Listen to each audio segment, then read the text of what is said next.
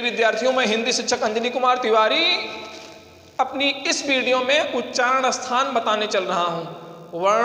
वर्ण विचार के हिंदी व्याकरण के प्रकरण में उच्चारण स्थान चैप्टर बहुत ही महत्वपूर्ण है और मुझे पूरा भरोसा है कि आप पूरा वीडियो देखिएगा, अंत तक बने रहिएगा। निश्चित तौर से उच्चारण स्थान पूरी तरह आप समझ जाएंगे। परीक्षा में उच्चारण स्थान से संबंधित कोई भी प्रश्न पूछा जाएगा, निश्चित तौर पे आप सही करोगे, मुझे पूरा भरोसा है।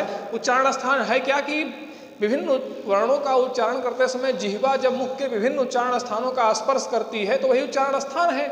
मुख की वायु, किसी वर्ण का उच्चारण करते समय मुख की वायु जब विभिन्न उच्चारण स्थानों का स्पर्श करती हुई बाहर निकलती है वही उच्चारण स्थान है। जिह्वा सहयोग करती है, सांस को वहाँ अवरुद्ध करती है। देखिए, ध्यान दीजिए, मैंने एक फार्मूला लिखा है याद करने के लिए, जिससे आपको याद हो जाए। अ कु ह और विसर्ग, ई चू य स, री टू र स, तू ल स, उ पू, ए ऐ ओ औ, अनुस्वार और वा, कितने वर्ण हैं, इनका उच्चारण स्थान।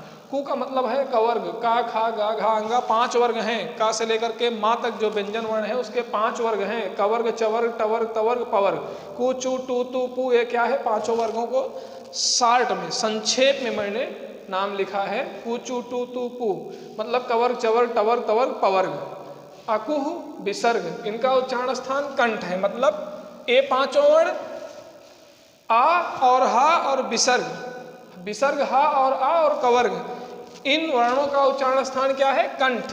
और इनका नाम क्या है, कंठ वर्ण। क्या नाम है इनका, कंठ वर्ण। ऐसे इसी तरह से ई, चू, या और स, इनका उच्चारण स्थान है ताल, इनका नाम है तालव्य। चू का मतलब चा छा जा झा या। री टू र स, टू का मतलब टा ठा डा ढा आड़ा, इनका उच्चारण स्थान है मूर्धा, मूर्धन्य वर्ण है। टू ल स, टू का मतलब ता था दा धा ना, ला और दंत सा, इनका उच्चारण स्थान है दंत, नाम है दंत्य।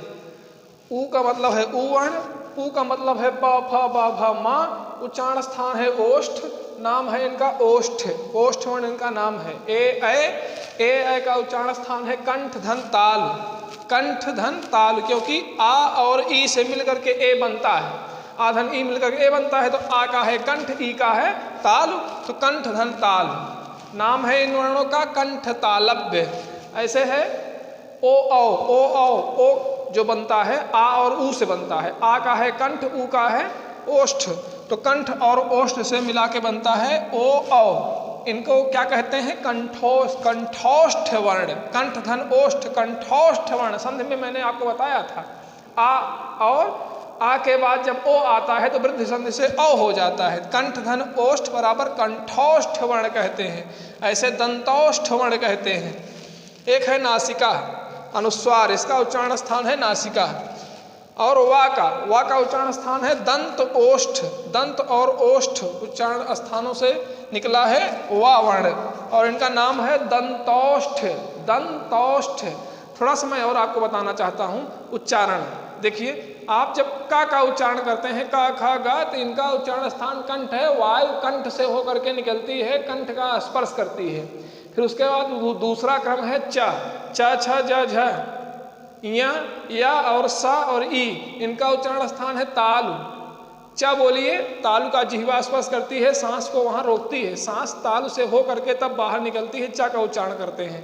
फिर आता है टा, टा देखिए जिह्वा मुड़ जाती है, मूर्धा उसका उच्चारण स्थान है। दा, ता था दा धा ना, जीभ दांत का स्पर्श करती है, ता था दा धा ना, पा फा बा भा मा, दोनों ओंठ स्पर्श करते हैं, उनका उच्चारण स्थान ओठ है। ता था दा धा ना का दंत है। इसी तरह से मुख से वायु वर्णों का उच्चारण करते समय मुख के जिस अंग का स्पर्श करती है वही क्या है, उच्चारण स्थान, और इनका ये नाम है। इन वर्णों का नाम भी इसी के आधार पर पड़ा है।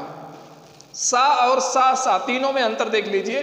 बहुत समस्या होती है जब उच्चारण करते हैं, विद्वान सामने बैठा है तो सा, श और स तीनों में अंतर नहीं जानता वक्ता, तब वो उसमें कमी निकाल देता है।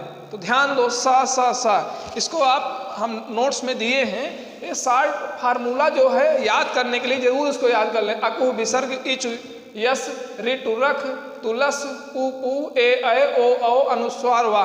संस्कृत में इनका सूत्र है अकुह विसर्जनीया नाम कंठ है चुषा नाम तालु ऋट रखा नाम मूर्धा लित दशा नाम दंता उपमांडिया नाम ओष्ठव ए ऐंग दंतोष्ठम ओ औ कंठोष्ठम अनुस्वारस्य नासिका च वकारस दंतोष्ठम। उसी का मैंने 60 फार्मूला इसमें दिया है जिससे हमारे विद्यार्थी इसको रट लेंगे तो अपने जीवन में कभी भी उच्चारण स्थान नहीं भूलेंगे। जैसे आप अकुह विसर्ग रट लिए हैं, अकुह विसर्ग का मतलब आ, कु का मतलब क ख घ अंगा, विसर्ग मतलब विसर्ग, हा का मतलब हा। इनका उच्चारण स्थान क्या होता है? कंठ। इन्हें कौन सा वर्ण कहते हैं? कंठ वर्ण।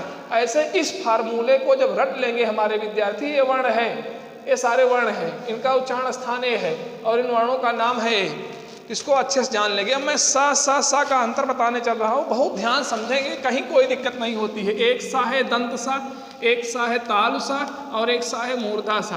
तीनों का उच्चारण स्थान, इसका मूर्धा है, इसका तालव्य है और इसका दंत है। जब इस सा का उच्चारण करते हैं तो जीभ हमारी दांत का स्पर्श करे, पूरी तरह स्पर्श नहीं करेगी, वायु रगड़ करती हुई जाती है। इन तीनों के उच्चारण में जिह्वा उच्चारण स्थानों को पूरी तरह से नहीं छूती है, सांस रगड़ करती हुई जाती है। इनको ऊष्म व्यंजन वर्ण कहते हैं तीनों को।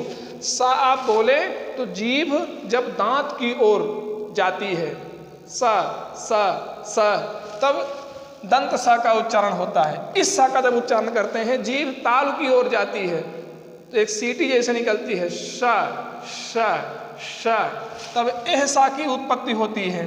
इस सा का उच्चारण करते समय जीभ मुड़ती है, मूर्धा की ओर जाती है, श श, तब इस सा की उत्पत्ति होती है। इस तरह से तीनों सा में अंतर है। इसमें जीभ दांत का स्पर्श करेगी, इसमें जीभ तालु का स्पर्श करेगी, इसमें जीभ मुड़ेगी, मूर्धा है।